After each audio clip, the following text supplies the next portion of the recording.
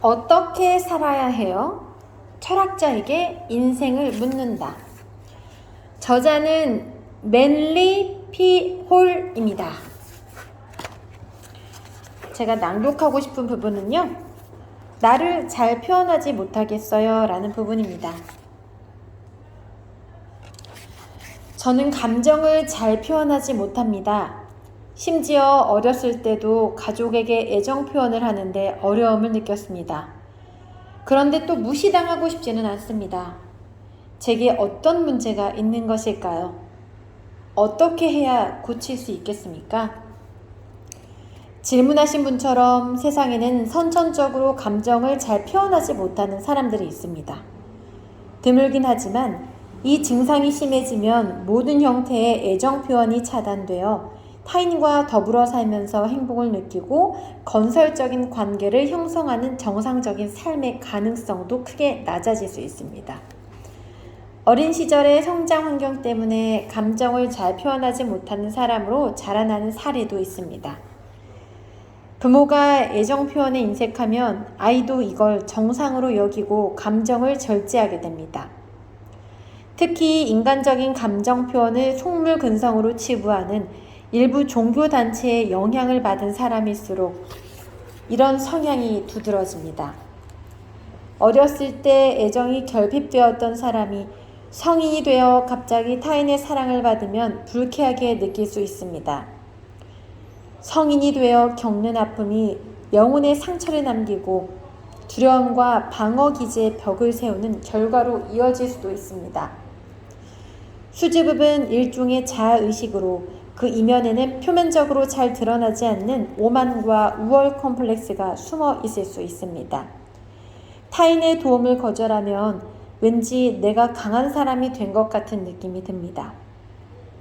상대방은 선의를 베푼다는 마음으로 자연스럽게 도우려 했을 뿐인데도 말입니다.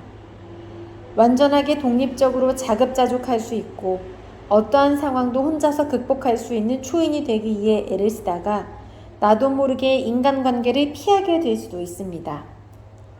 남에게 절대로 신세질 수 없다는 생각으로 살 때 생기는 결과입니다. 이런 상태가 지속되면 내 안에 사랑하는 마음조차 의심하게 됩니다. 자칫 애정을 표현했다가 창피를 당하거나 상처를 입을지도 모른다는 두려움에 휩싸이게 됩니다. 그래서 사랑을 거부하기 위해 사람을 피하는 지경까지 이릅니다. 제 지인 중 감정의 영향을 받지 않는 것이 곧 강한 것이라 굳게 믿는 사람이 있습니다. 그는 감수성이 나약함의 증거라고 말하고 다니는 사람입니다. 이 친구의 경우 여러 가지 심리적인 요인이 쌓이고 쌓여 그처럼 특이한 성향을 빚어낸 것 같습니다. 인생의 목표는 중요한 일을 성취하는 것이라고 굳게 믿으며 오로지 앞만 바라보고 달려온 이 친구는 애정이 목표 달성의 장애물이라고 생각했습니다. 성공을 향한 일편단심의 삶에 다른 것이 끼어들 틈이 없었습니다. 그 결과 그는 자녀들에게도 애정 표현을 아꼈고 정상적인 인간관계도 맺지 못했습니다. 의도적으로 아이들을 방치하거나 학대한 것은 아니지만 그들도 아버지처럼 매사에 원리 원칙과 윤리, 도덕만을 따지며 감정이 메마른 상태로 성장했습니다. 실용성을 위해 따스함과 감성을 포기한 것인데 과연 그렇게 살면서 실용성이라도 챙길 수 있을지 의문입니다. 요즘 많은 사람이 집단 혼란에 빠져 세상을 원망하고 있습니다. 타인의 결점을 지나치게 의식하고 나만의 신념을 평가의 잣대로 삼으면 인간관계가 깨질 수밖에 없습니다. 사랑을 알지 못하는 사람은 사랑이 선사하는 새로운 세상과 기회를 접할 수 없습니다. 인간은 자기가 모르는 것에 공감할 수 없습니다. 애정이 부족한 사람은 이론에만 치우치는 경향이 있습니다. 말로는 세상 만사를 다 설명하지만 정신을 자극하고 관심을 끄는 일에만 집중하면 자기만의 작은 세상에 자신을 가둬버립니다. 이는 일종의 기벽일 수도 있고 삶에 대한 잘못된 철학이 유발한 결과일 수도 있습니다. 정상적인 인간은 청소년기를 거치면서 감정이 풍부해지고 성인으로 자라나면서 감정과 충동을 다스리는 판단력을 갖게 됩니다. 감정을 조절하는 법을 배우지 못하고 어른이 된 사람은 영원한 아이입니다. 그런데 반대의 경우도 있습니다. 청소년기에 감정의 홍수를 체험하지 못하는 케이스입니다. 감정을 밖으로 발산하려면 내면의 충동이 강하지 않았거나 환경적 요인으로 인해 그럴 기회를 얻지 못해 감정적으로 아이 수준에 머무르게 되는 것입니다. 아이에게는 감정이 없다는 얘기가 아닙니다. 성인과 아이는 감정이 솟아나는 동기가 다르다는 뜻입니다. 감정적으로 아직 성숙하지 않은 아이는 성인처럼 자아의식이 발달하여 있지 않습니다. 아이의 감정은 순수하고 자발적입니다. 주변의 눈치를 보며 계산하는 법이 없습니다. 반면 성인은 상황을 곰곰이 고려해보고 정상으로 간주되는 범위 내에서 감정을 발산합니다. 때로는 자기 검열의 과정까지 거치며 격하게 반응하려는 충동을 억누르기도 합니다. 질풍노도와 같은 내면의 감정을 체험하지 않고 청소년기를 통과하면 정신이 감정의 활력을 불어넣고 조절하는 기능을 정상적으로 수행할 수 없습니다. 이런 경우라면 기억을 과거로 되돌려 감정 개발이 정상적으로 이루어지지 않은 이유가 무엇이었는지 깊게 생각해 볼 것을 권하고 싶습니다. 감정의 성장을 저해한 구체적인 이유나 특별한 사건을 찾아낼 수 없다면 심리적 문제일 가능성이 있습니다. 그렇게 되면 문제가 더 복잡해지지만 도움이 될 수 있는 실용적인 해법을 몇 가지 제시하겠습니다. 인간은 습관에 익숙한 존재입니다. 머릿속에서 나는 냉소적이다, 나는 부끄러움을 많이 탄다, 나는 감정이 없다는 식으로 나의 모습을 그리는 나쁜 습관을 들이면 자연스럽게 그 이미지에 맞춰 행동하게 됩니다. 나는 감정이 메마른 사람이다 라는 생각이 자기 최면의 효과를 발휘하여 이 문제는 고칠 수 없다는 확신이 생기고 그저 팔자련이 하고 받아들이게 됩니다. 혼자 외롭게 사는 것이 특별히 즐거운 사람이라면 모르겠지만 이처럼 부정적인 생각에 에너지를 보태서 얻는 것은 하나도 없습니다. 모든 인간은 정상적으로 살 수 있는 능력을 갖추고 태어났다는 점을 잊어서는 안 됩니다. 누구나 그 능력을 활용하여 즐겁고 행복한 삶을 영위할 수 있습니다. 오랫동안 수줍고 외롭게 살았던 사람이 갑자기 성격을 개조하려고 하면 큰 장벽에 부딪힙니다. 제3자의 관점에서는 우스꽝스러운 보일 수도 있습니다. 그렇게 탈바꿈을 시도하다가 창피를 당하고 다시 고독의 벽을 높게 쌓고 상처를 핥습니다. 아이들이 종종 쓰는 수법입니다. 상황을 마음대로 휘두를 수 없으면 약점을 드러내지 않기 위해 자신을 베일로 감쌉니다. 속물 근성도 지나치게 강한 자기의식의 산물입니다. 상처를 받거나 실망하는 일이 없도록 만들어낸 일종의 방패입니다. 외로움을 달래고 고립의 벽을 무너뜨리기 위해 애완동물을 키우는 사람도 많습니다. 동물은 사람을 판단하지 않고 내가 눈치를 볼 필요도 없기 때문에 부담 없이 사랑할 수 있습니다. 소심한 아이는 애완동물과 함께 지내면서 감정을 표현하는 법을 배울 수도 있습니다. 자기를 너무 의식해서 감정을 표현하는 데 어려움을 겪는 사람도 소심한 부류에 포함됩니다. 감정을 표현하지 못하는 사람은 자기 분석을 하다가 상황이 더욱 악화될 수도 있습니다. 자기를 분석하는 과정에서 내가 좋아하는 것과 싫어하는 것을 더욱더 의식하게 되고 감정을 보호하기 위해 전보다 더 높은 장벽을 쌓아 올려 구제불능의 이기주의자가 될 수도 있습니다.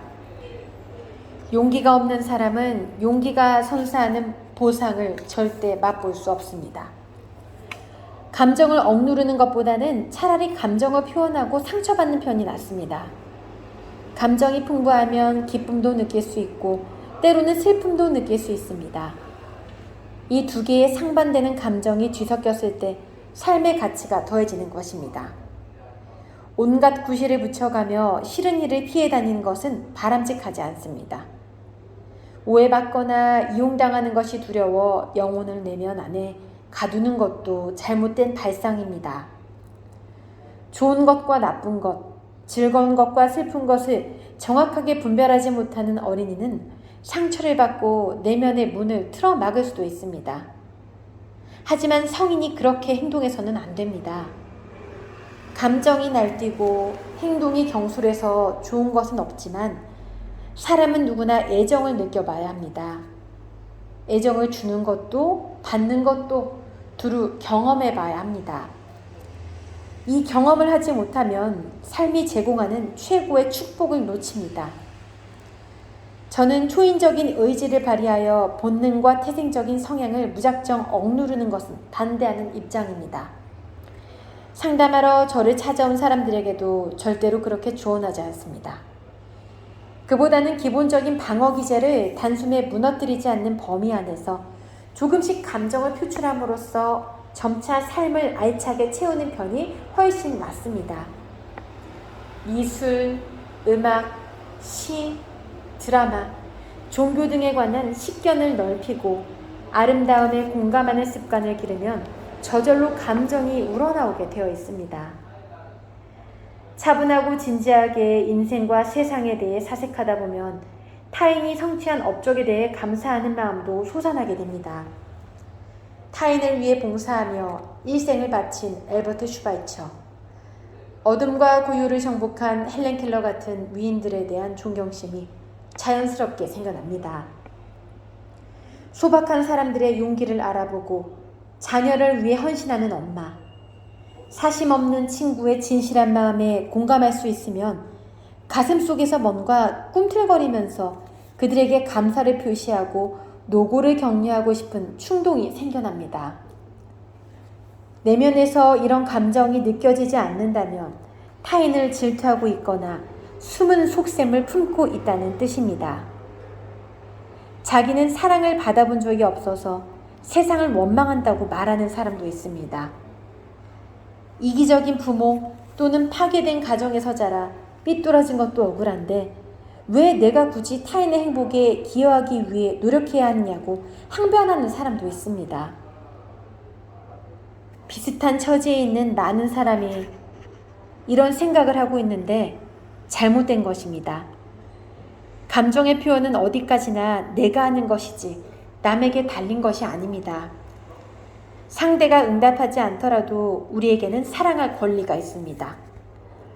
가진 것을 나누는 것과 비슷한 개념입니다. 인간은 자기가 가진 것을 남에게 베풀 때 진정한 행복을 누릴 수 있습니다. 타인이 나에게 베풀기만을 기다리는 사람은 자신을 속이는 사람입니다. 수줍은 성격의 원인은 다양합니다. 선천적인 수줍음이라면 의식을 개조함으로써 쉽게 극복할 수 있습니다. 후천적으로 소심한 성격을 갖게 되었다면 나를 그렇게 만든 외적 요인은 파악하고 타파함으로써 고칠 수 있습니다. 뭐든지 처음에는 자연스러워야 한다는 점 잊지 마세요. 억지로 감정을 표현하거나 자기를 너무 의식하며 부자연스럽게 행동하는 것은 좋지 않습니다.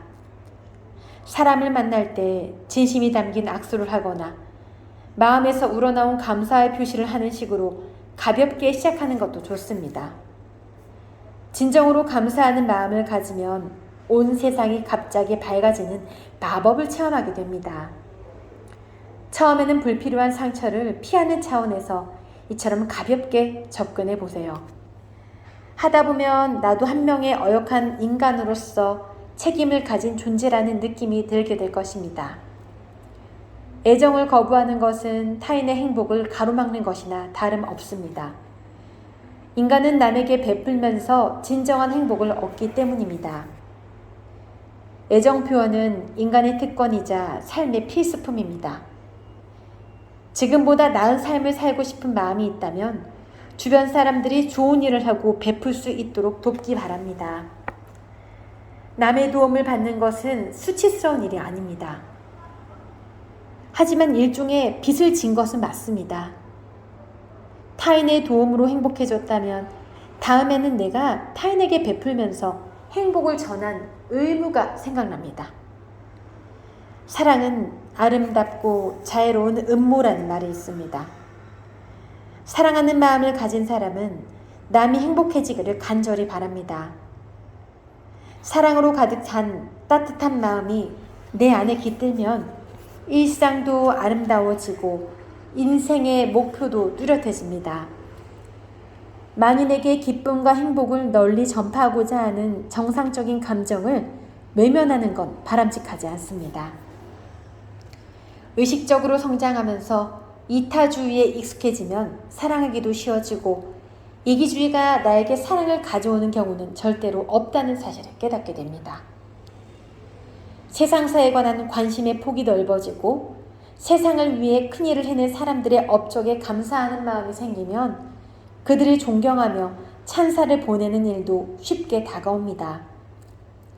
그렇게 세상에 대한 부정적인 감정이 서서히 녹아내리면 삶의 신비를 만끽하고 겹겹이 쌓았던 보호장벽이 무너지면서 애정의 진짜 의미를 알게 됩니다. 오늘은 어떻게 살아야 해요? 철학자에게 인생을 묻는다의 일부를 낭독해 보았습니다.